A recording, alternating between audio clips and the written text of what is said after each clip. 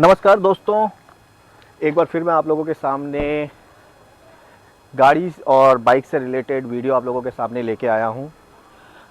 जैसा कि आप लोग दोस्तों जानते हैं, नया साल शुरू हो चुका है। आप सभी को नए साल की बहुत बहुत बधाई। और नए साल पे हर कोई चाहता है कि अपने गाड़ी का ख्याल भी रखे और उसके इंश्योरेंस को भी रिन्यू कराए। इंश्योरेंस रिन्यू कराने से पहले कुछ बातों का ध्यान रखना बहुत ज़रूरी है, क्योंकि कई बार हम सोचते हैं कि भाई अपना इंश्योरेंस कोई सा भी ले लो, ऑनलाइन ले लेते हैं, कहीं से भी ले लेते हैं, कोई अंतर नहीं पड़ता, गाड़ी का इंश्योरेंस ही तो है, सिर्फ पेपर वर्क होता है। ऐसा नहीं है दोस्तों, इंश्योरेंस बहुत ज़रूरी चीज़ है। यह आपकी गाड़ी और दूसरे जो रोड पे हैं उन लोगों की सुरक्षा के लिए भी होता है। दोस्तों, इंश्योरेंस के कुछ पहलू हैं जिस पे मैं इस वीडियो के थ्रू आप सभी का ध्यान दिलाना चाहता हूं कि कौन सा इंश्योरेंस लेना ठीक है और कौन सा नहीं लेना चाहिए। चलिए इस वीडियो को शुरू करते हैं।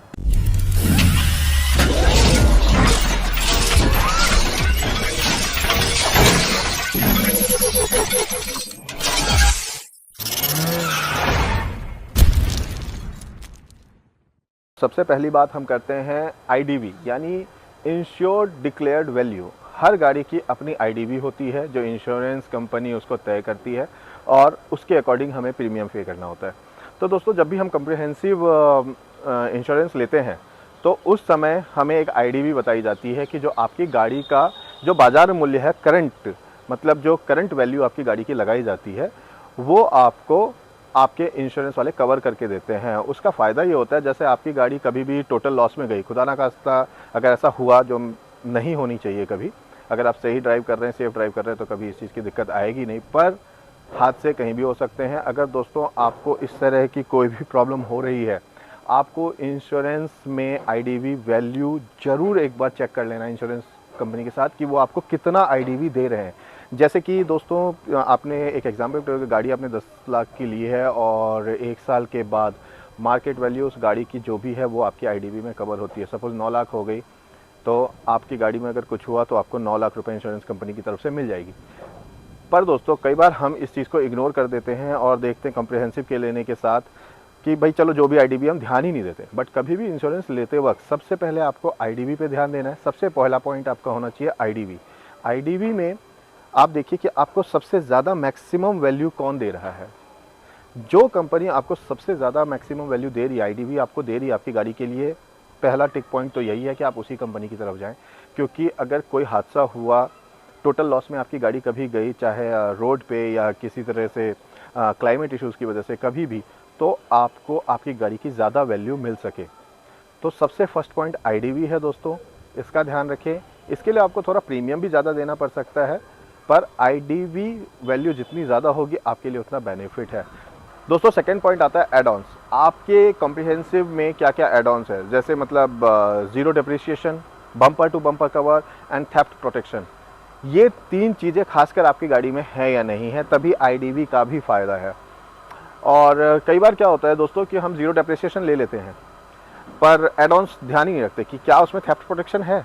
यूजुअली आपकी गाड़ी में ज़ीरो डेप्रिसिएशन मतलब बम्पर टू बम्पर कवर होने से के साथ साथ ज़ीरो डेप्रिसिएशन कवर होना चाहिए, साथ में थेफ्ट प्रोटेक्शन। आपकी गाड़ी, खासकर अगर कहीं ना कभी आपकी गाड़ी अगर चोरी हो जाती है, कहीं आप खड़ी करके गए, आपके घर के नीचे से कभी चोरी हो गई, तो इंश्योरेंस कंपनी आपको उसका क्लेम देगी, सेटल करेगी प्रॉपर। और जो भी आईडीवी हमने पिछला बताया, मैक्सिमम वैल्यू जो भी होगी वो आईडीवी आपको मिल जाएगी। तो दोस्तों, एड ऑन खासकर आप अपनी इंश्योरेंस कंपनी, इंश्योरर जो भी एजेंट है या कंपनी से आप डायरेक्ट कर रहे हैं, ऑनलाइन कर रहे हैं, वहाँ ये क्वेरी जरूर करें कि एड ऑन में क्या क्या चीज़ें मिल रही हैं। ये 3 चीज़ें मस्ट हैं। इसके अलावा और भी कुछ चीज़ें अगर कंपनी अपनी तरफ से देती है तो वो सोने पे सुहागा वाली बात है, बट ये 3 चीज़ें एड ऑन में होनी ही चाहिए। इसी के साथ दोस्तों, अगला पॉइंट है wear and tear and NCB, मतलब नो क्लेम बोनस। बहुत लोग ये नहीं जानते हैं कि आपके कॉम्प्रिहेंसिव इंश्योरेंस में वियर एंड टियर भी कवर होता है। वियर एंड टियर होता क्या है, कई लोगों को तो यही नहीं पता। वो सोचते हैं यार ज़ीरो डेप्थ ले लिया, बम्पर टू बम्पर मुझे मिल रहा है, काफ़ी है। पर हकीकत में ऐसा नहीं होता। अगर आपने वियर एंड टियर नहीं लिया है तो zero depth bumper to bumper cover होने के बाद भी आपको अमाउंट पे करना पड़ सकता है। अब कुछ लोग कहेंगे अमाउंट तो वैसे भी पे करना पड़ता है, फाइल चार्ज नेसेसरी है, वो तो आपको लगाना ही पड़ेगा। बट उसके अलावा जो ज़ीरो डेप्थ के साथ वियर एंड टीयर नहीं लेते हैं, वो एड ऑन का ही पार्ट होता है, कंपनी साथ में देती है। कई बार कंपनी आपको जानबूझ के नहीं बताएगी ताकि उनको उस चीज़ का नुकसान ना सहना पड़े। बट दोस्तों, आप कभी भी इंश्योरेंस लेते वक्त पिछले 2 पॉइंट्स और इस तीसरे पॉइंट के वियर एंड टीयर की बात जरूर करें कि वियर एंड टीयर कवर हो रहा है कि नहीं। वियर एंड टीयर में क्या पार्ट्स आता है दोस्तों, जैसे आपके कुछ पार्ट्स जो घिस जाते हैं, रबर के हुए, नट्स हुए, स्क्रूज हुए, इस तरह के कोई भी पार्ट्स जो हमें रेगुलर यूज़ में घिसता है, ख़त्म होता है, तो वो सब चीज़ें भी इंश्योरेंस में कवर होती है। बट ज़ीरो डेप्थ में यूजुअली ये कवर नहीं किया जाता है। आप अगर उनसे बात करेंगे कि भाई मुझे आप वियर एंड टीयर भी दीजिए, तो वो आपको देंगे। थोड़ा सा प्रीमियम आपका ज़्यादा हो जाएगा इंश्योरेंस का, पर आपके लिए ज़्यादा फ़ायदेमंद है। अगर आपका मान लीजिए कहीं एक्सीडेंट हुआ है, आपकी गाड़ी का वैल्यू उन्होंने लगाया कि भाई रिपेयर वैल्यू इसका 1 लाख रुपीज़ है, 90,000 है, एक मोटे तौर पे अमाउंट ले लेते हैं कि 1 लाख रुपए आपकी गाड़ी में लग रहा है, बहुत बड़ा डैमेज हुआ है। आप सोच के चलते हैं कि भाई 1100 रुपये फाइल, 1000 रुपये, 1200 रुपये फाइल चार्ज देना है, इसके अलावा तो भाई कोई नहीं, निश्चिंत गाड़ी आ जाएगी मेरे पास बन के। बट ऐसा होता नहीं है दोस्तों। जब फाइनल आपका बिल जनरेट होता है तो उस जगह दोस्तों क्या होता है कि आपको उस समय बताएंगे कि भाई ये है आपका 70% 60% कवर हुआ है आपकी गाड़ी के बनाने में, जो 30-40% अमाउंट है वो आपको पे करना पड़ेगा। तो उस समय दिमाग घूम जाता है, यार मैंने तो ज़ीरो डेप्थ लिया हुआ था फिर।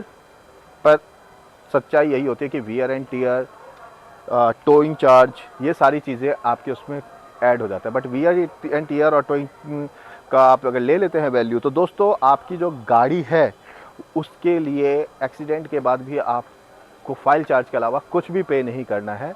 तो वियर एंड टीयर जरूर ऐड करवाओ अगर आप ज़ीरो डेप्रिसिएशन ले रहे हैं तो। इसके अलावा मैंने बात की थी एनसीबी की। तो दोस्तों, नो क्लेम बोनस भी बहुत लोगों को नहीं पता होता है। जो काफ़ी टाइम से गाड़ी चला रहे हैं उनको तो पता होता है, बट जो कुछ लोग हैं जो साल 2 साल हुए हैं गाड़ी लिए हुए, फर्स्ट टाइम कर लिए, उनको नहीं पता होता। तो दोस्तों, एनसीबी में आपको क्या मिलता है कि अगर आपने फर्स्ट ईयर गाड़ी चलाई बट कोई क्लेम नहीं किया, आपकी गाड़ी में कुछ नहीं हुआ, तो नेक्स्ट ईयर जब आप रिन्यू कराते हैं फ्रॉम सेम इंश्योरर, तो आपको नो क्लेम बोनस मिलता है। वो आपको कोई कैश के रूप में नहीं दिया जाता, वो बोनस बेसिकली वो एडजस्ट हो जाती है आपकी नेक्स्ट प्रीमियम में। तो आपकी प्रीमियम हल्की हो जाती है, आपको डिस्काउंट दिया जाता है। बहुत कंपनी जब आप सेकंड टाइम रिन्यू कराने जाएंगे तो बोलेंगे हम आपको सर इसमें आपका प्रीमियम 11,000 का पड़ रहा है, हम आपको 2,000 का डिस्काउंट देके 9,000 का दे रहे हैं। आप खुश कि भाई हमारी ये कंपनी तो मुझे 2,000 सस्ता दे रही है। बट एक्चुअली होता क्या है, वो उनको कुछ नहीं है, कोई भी फ्री में कुछ नहीं देता। उन्हें पता है आपने कल क्लेम लास्ट ईयर क्लेम नहीं किया था हमसे, तो हमें बेनिफिट ही हुआ है, वो पैसे बचे हमारे, तो इसलिए हम आपको उस चीज़ का डिस्काउंट दे रहे हैं।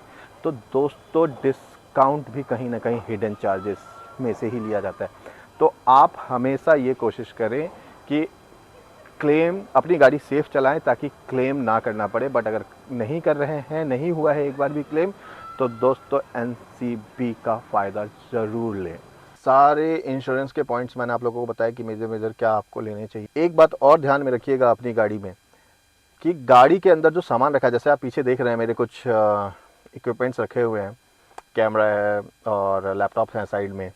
तो जब भी आप कॉम्प्रिहेंसिव इंश्योरेंस लेते हैं तो दोस्तों गाड़ी में रखे सामान का भी इंश्योरेंस वैल्यू मिलता है आपको। ये भी स्पेशली एक बार ज़रूर चेक कर लें आप अपनी गाड़ी में।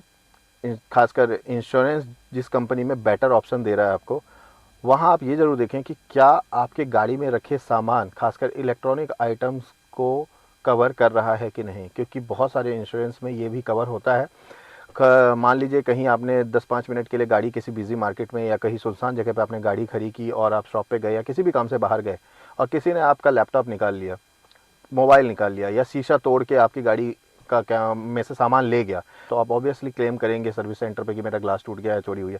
तो उस चोरी में आप वो भी बताएंगे कि भाई अंदर मेरा एक लैपटॉप रखा था या मोबाइल रखा था या कुछ ऐसे, मतलब जो थोड़ा सा एक्सपेंसिव चीज़ें हैं वो रखी हुई थी, वो चोरी है। तो वो सब चीज़ें आपके इंश्योरेंस में कवर होता है।